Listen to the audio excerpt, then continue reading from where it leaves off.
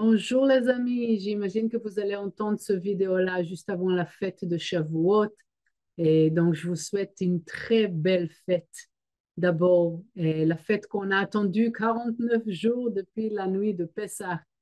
Une occasion tellement belle qu'on peut avoir vraiment pour notre vie et pour le monde. Euh, Plusieurs choses que vous voulez faire attention pendant cette fête-là. Cette fête, le point principal, c'est la nuit blanche. Ça veut dire on va étudier toute la nuit, on va lire une très grande partie de la Torah. Donc, ça peut être qu'on va être fatigué ou quoi, du café, qu'est-ce que vous voulez prendre pour rester réveillé. C'est très, très, très important de rester réveillé. Pas une fois, pas deux fois qu'on a vu la, la force, la, l'importance de cette nuit-là pour la force de vie. Que vous sachez, ok? C'est très, très important. Le Rav tout le temps disait, et bien sûr c'est écrit dans le Zohar et les sages et les kabbalistes nous disent, la nuit de Shavuot, c'est une injection de vie pour les trois mois jusqu'à Rosh Hashanah. Donc, pour recevoir la force de vie, la force de miracle, la force de guérison, la vitalité, l'immortalité, faire revivre les cellules du corps, c'est la nuit de Shavuot. OK? Donc, faites très attention à ça.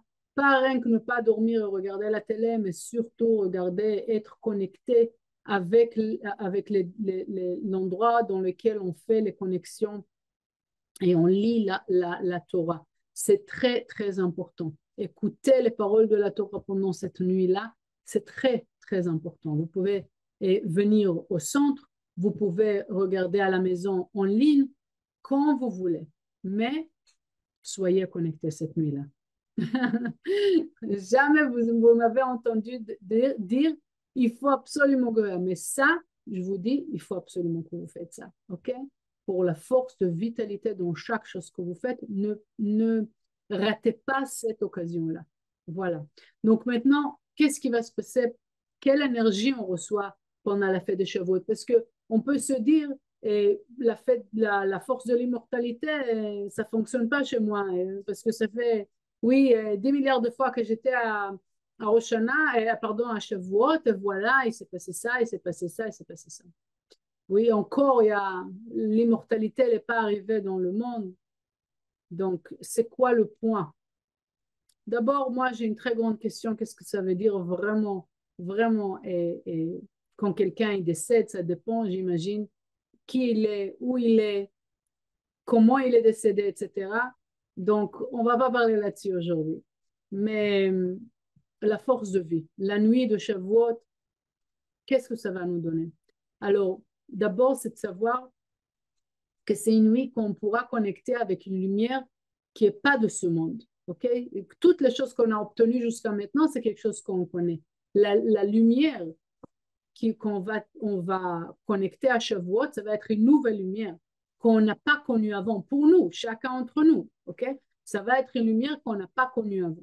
On va tirer une lumière, on va révéler une lumière qu'on n'a pas connue avant. Ça, c'est d'abord de comprendre. Okay? Si c'était une lumière qu'on connaît, on ne ressentait pas tellement, tellement fort et tellement important une énergie de vie. Okay? Donc, c'est clair que on reçoit une lumière qui est au-delà de ce qu'on connaît déjà. Et pour ça, pour pouvoir vraiment faire cette connexion, donc on a dit ne pas dormir la nuit, deux, écouter la Torah, trois, les changements jusqu'à la nuit de Shavuot, continuer à faire les changements totaux que chacun d'entre nous, il a besoin de faire. Chaque changement qui est ne écoutez moins l'adversaire ou de dire non à l'adversaire, écoutez plus votre âme. Chacun avec sa propre correction. Maintenant, qu'est-ce qui se passe dans la nuit de Shavuot? Comme on a dit, s'il y avait l'immortalité, on aurait déjà fini le travail, pas rien que l'année dernière, avant ça et avant ça. Alors, qu'est-ce qui se passe? La nuit de Shavuot nous relie avec avec la situation de Mont Sinaï. Ça veut dire que Moïse, il ramène la deuxième Torah. Ok, il y avait la première qui l'a cassée parce qu'il y avait le veau d'or, et ensuite il y a une deuxième. Après, il y aura un processus qui va finir dans le jour de Yom Kippour. Alors, on comprend que le chemin, le travail n'est pas fini. Ça veut dire la nuit de Shavuot, on va recevoir une énergie qui va nous relier, qui va nous mettre sur les rails de la lumière, qui va nous mettre sur la conscience divine. OK?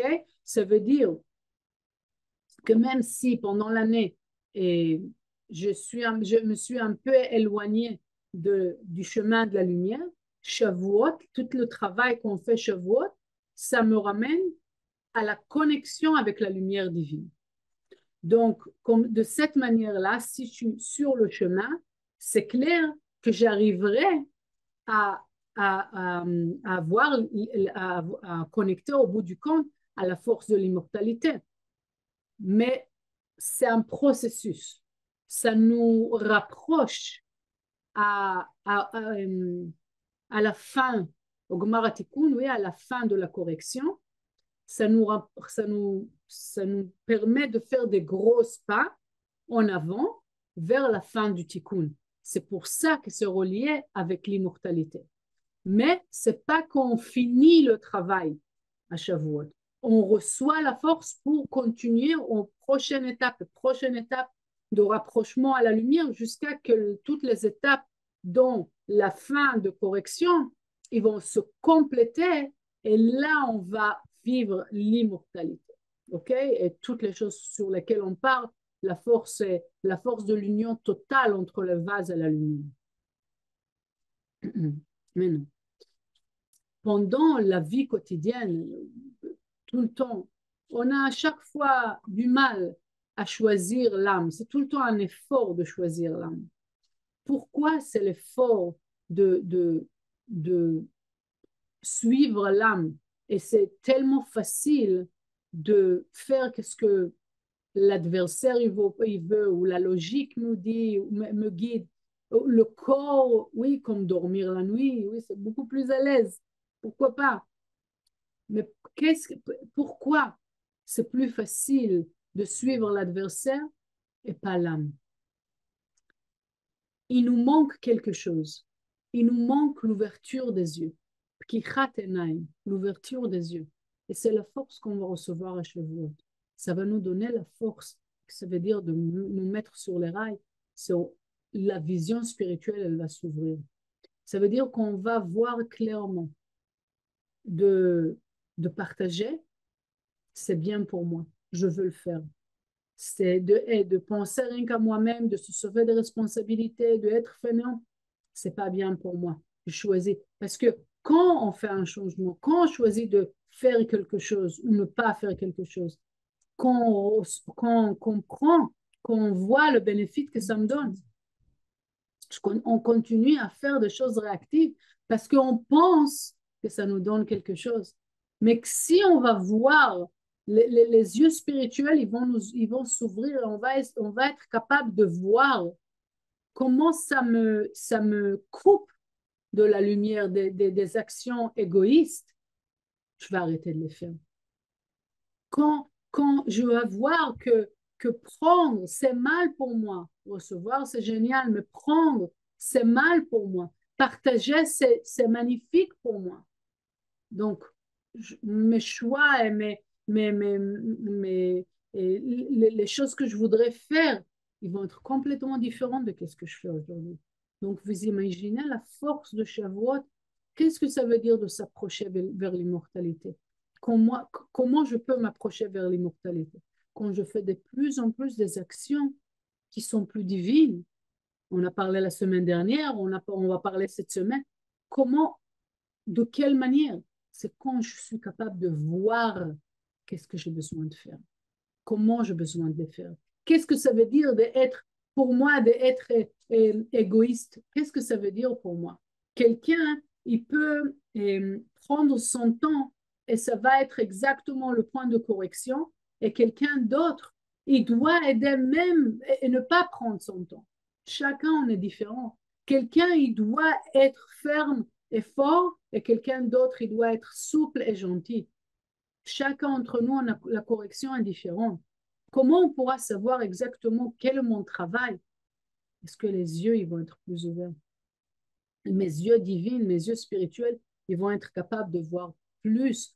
Et comme ça, je garde mon chemin, de voir plus qu'est-ce qui est bien pour moi. Et c'est comme ça que je pourrais garder, de me protéger à rester sur les rails vers l'immortalité, vers la lumière. Donc, à Shavuot, on touche à cette notion de immortalité, la fin de la correction, etc. C'est clair, mais c'est surtout parce que ça nous met sur les rails et on arrive à toucher, on arrive à voir qu'est-ce que ça veut dire pour moi, l'immortalité, qu'est-ce que ça veut dire de s'approcher vers l'immortalité, comment je peux le faire. On reçoit cette sagesse, cette vision, et c'est quelque chose de tellement fort, tellement important, qu'on pourra vraiment arriver à toucher, à finir la correction, chacun d'entre nous. Donc, je vous souhaite vraiment une très belle fête, avec plein d'émotions, avec beaucoup de travail spirituel. Soyez focalisés sur le travail. Ne perdez pas votre conscience sur la nourriture ou l'argent ou quoi que ce soit, ou l'espace ou l'Internet. Assurez-vous d'ailleurs que vous avez un Internet qui est fort. Vous pouvez venir au centre et assurez-vous que vous avez toutes les choses qu'il vous faut pour pouvoir suivre la nuit de Shavuot. Je vous souhaite une très belle fête.